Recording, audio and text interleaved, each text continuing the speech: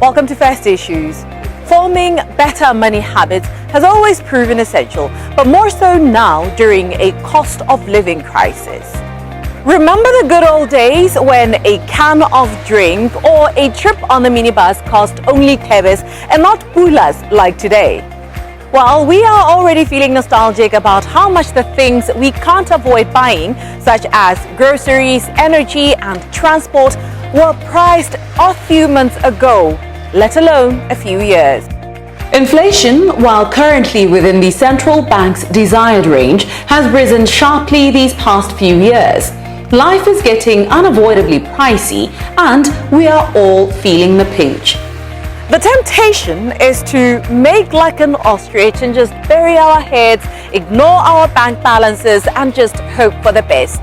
But now more than ever, we cannot avoid to waste any cash. It is time to get your finances as fit as possible in preparation for this financially uncertain future. So, where to start? Cathy Sibanda, financial consultant and founder of Sterling Wealth, is on First Issues. Cathy, thank you so much for coming on First Issues and affording us your time. We're here today with you to talk about, ways in which you can get into better financial shape.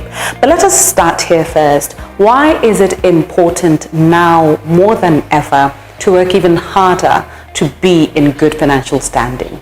When you look at the current economic environment, we have the standard of living is rising every single day. Interest rates are up, we have inflation. So all these demands that we take care of our finances better and we ensure that we are on top of the game when it comes to managing our money. I'll touch mostly on financial independence. So if we are able to take care of our money better, then we can be able to achieve financial freedom or to be financially free, which is a state where you reach and you are able to say, I'm going to work because I want to, not because you have to pay bills. So that means you should have worked hard enough to be able to generate or have enough investments and passive income to be able to take care of your other bills without relying on your main income, that is your salary from work and all. How do I achieve that financial freedom then? Maybe you could share with us 4 tips on getting into better financial shape. First and foremost, I would want to say, number 1, you have to create what I call an ice egg. An ice egg is in case of an emergency. So build an emergency fund. So even if you don't like rainy days are always going to come. And that means you have to be prepared for that. So if rainy days were to come, are you in a position where you are able to say, I have these funds that I can use for that?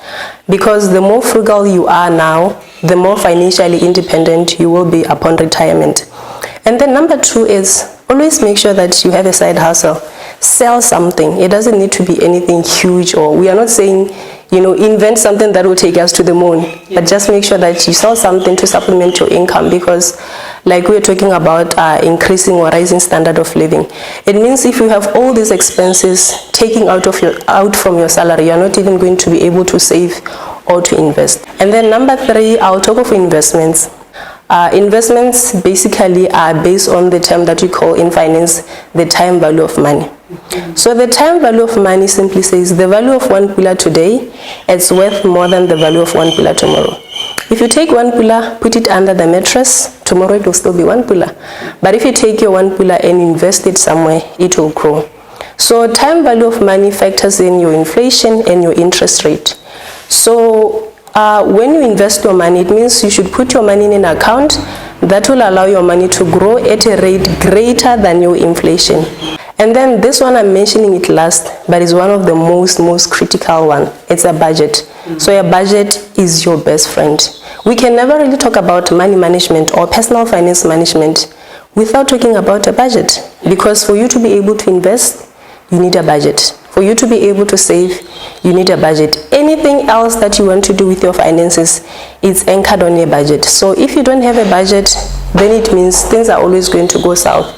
And if you don't have a budget, it will be hard for you to even know where your money went. So a budget helps you to be in control and also to direct your money to say, this is what I want to do. So, but how feasible are those tips? Cathy, considering also at the outset of our conversation, we did say that economic times are hard, right? So to set aside money in your savings or to try to build an emergency fund can seem very financially strenuous, right? Even to buy something to sell it later can also be financially strenuous. So how feasible are those tips? How able would people be able to do them?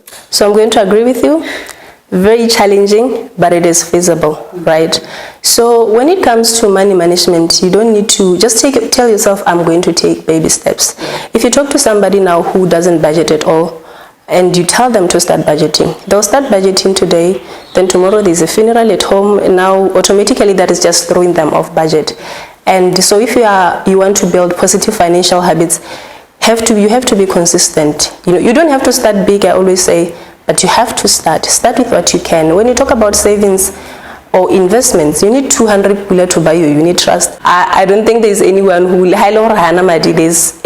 hasn't had 200 pula this past month. So the challenge, I think people will be thinking, I need to start big, I need to maybe a lot of money. Start with what you have. And then the other secret is consistency.